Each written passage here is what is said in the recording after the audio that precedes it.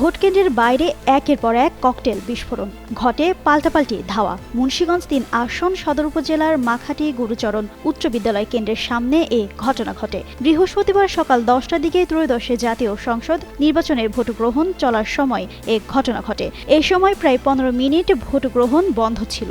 মাখাটি গুরুচরণ উচ্চ বিদ্যালয় কেন্দ্রের প্রিজাইডিং কর্মকর্তা মোহাম্মদ তিতুমির জানান, 15 মিনিট পর সকাল 10:15 থেকে আবার কেন্দ্রটিতে ভোট গ্রহণ শুরু হয়। এদিকে ককটেল বিস্ফোরণের ঘটনায় এলাকায় আতঙ্ক ছড়িয়ে পড়ে। 10-12টি ককটেল বিস্ফোরণের সময় দৌড়াদৌড়ি শুরু হয়।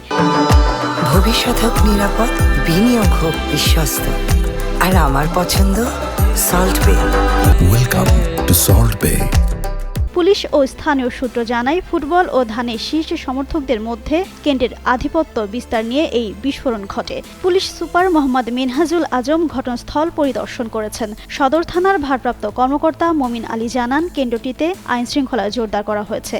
এ ঘটনার পর এলাকায় অতিরিক্ত আইনশৃঙ্খলা রক্ষাকারী বাহিনী মোতায়েন করা হয়েছে। এদিকে কয়েকজনকে আটক করা হয়েছে বলে খবর পাওয়া যায়।